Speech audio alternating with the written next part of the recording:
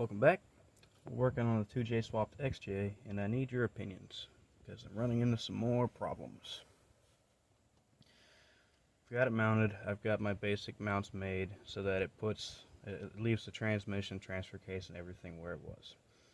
But if you look at the 2J swapped XJ, the red one, Steve, I don't know what his last name was, but if you look really closely in one of his videos where he shows his motor mounts, you have to notch the hell out of the firewall to run a forward-facing manifold.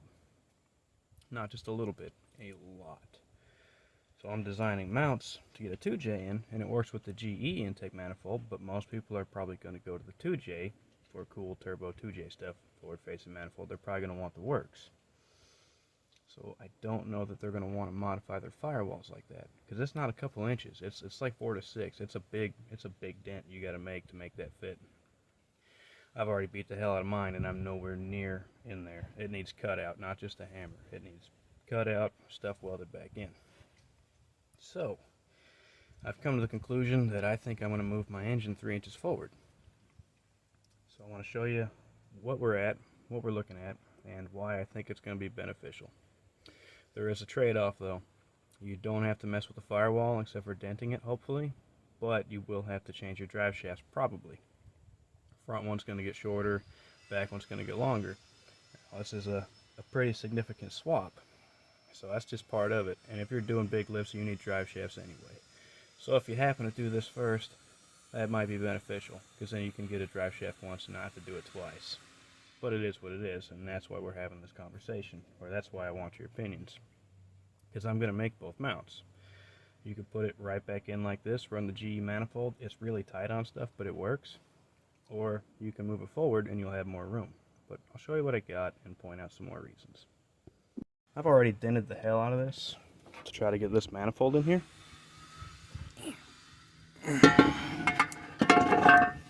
Get in there.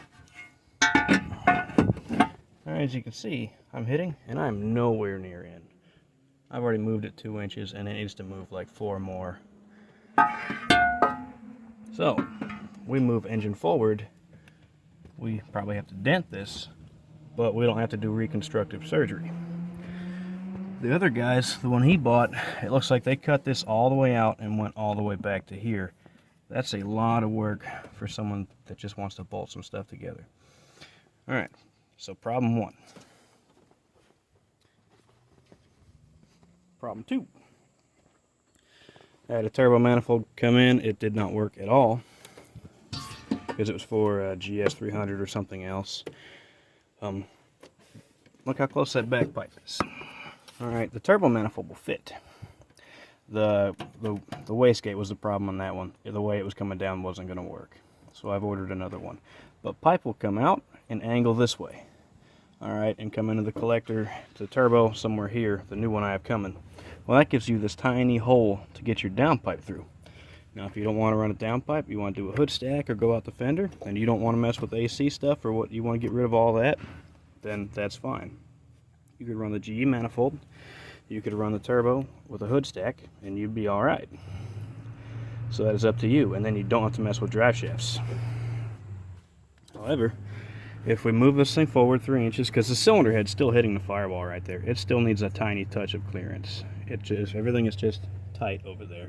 And I've already scooted the engine over about 3/4 of an inch. I was told that the difference in the holes in the cross member down here was whether it was an automatic or a manual. So I took it out of the automatic holes and put it in the manual holes to shift everything over towards the passenger side, because the GE intake manifold hit the brake booster and everything was cocked sideways. So scooting it over made me it got it straight, but we had to scoot it over. Now, there's no detriment, that's not a problem. Of course, it made the exhaust side tighter. And if it didn't, the forward-facing intake manifold would hit even harder if it was 3/4 of an inch that way. So, problem. What else have we got? Alright, so radiator I'm working on. I've already got this all modeled up. I can duplicate this. If I move this forward 3 inches, I've still got plenty of room, but I think I'm going to notch this out and move the rubber posts forward. Scoot this 1.5 inches away, because right now I've got about 6 inches from here to the radiator. If I move it 1.5 inches, I've got 4.5 left for intercooler and condenser. That's plenty. The way this is tapered, the further forward I go, the more room I have on my hose and my alternator and everything, even though this does clear. We can come forward without having problems with the AC. I can come forward 3 inches without having a problem here on the gearbox. That'll be fine. I think that's the best route. So I can make these, and I'll make them that move it 3 inches forward, or 2.5 it may be. My plan right now is to take the transmission crossmember loose, not the crossmember, the transmission mount loose, and just pop it front hole to back hole, or back to front. Oh, get out of here, Yellow Jacket. Go on.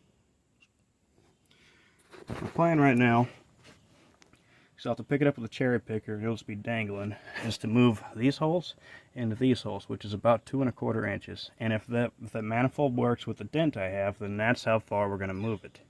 If we need to move more, that's fine. We'll move it 3. I think 3 is the most I want to do, but 3 inches is fine. And if I do that, I'll have to make a poly transfer case or transmission mount, which is fine. I've got poly mounts up there. You really want to have poly everywhere if you do that. You don't want that to be rigid and this to be soft. It usually ends up in something breaking. It's better the transmission be soft and the engine be solid or firm. If the engine's soft and the transmission's solid, well, the torque from that's now being put into the case back here, so things are going to want to break. But we're poly there, we can go poly here. So, Yellow Jacket got me. Bastard. Ooh. Oh, that's a good one. Oh, shit.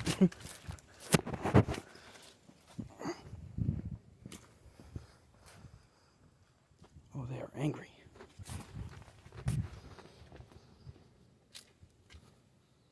Alright, anyway. Ooh, that smarts. So radiator figured out. That will help with this problem. That will help with that problem. I've just got to move. I just have to get different drive shafts later. Oh, that burns so good.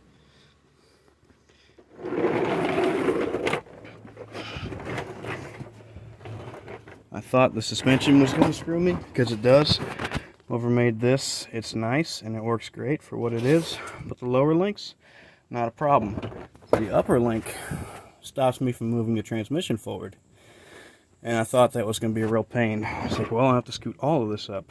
Well, I pulled my head out of my ass, and I'm just going to cut this off, and I'll move the upper link over here like most of the other systems are. And then this is free to move forward with plenty of room. I'll just have to get 2.25. I don't know how much this compresses. It might make it. These are adjustable. I could shove the axle further forward to make up for that. The front shaft would probably work, maybe. Back shaft, it doesn't have slip yoke eliminator or anything else yet, and it's lifted, so it's probably already marginal, so it will probably end up needing a shaft in the back, which is fine. That's part of it. But that is going to hold us up a little more, because now I've got more work to do. Oh, so I just kind of wanted everyone's opinion on that. If you would prefer to do all this crap or move it forward, I think it's going to be beneficial. I plan on making all these pieces so that I can duplicate them. So I can make, this radiator's not the most expensive, but I can have those brackets made. I can weld them up, I can ship them out. I can make the engine mounts to leave them here. I can make them to move it forward. I can make it to lift it. I can make it to lower it. That's the beauty of SolidWorks and 3D modeling. I can put it anywhere I have to.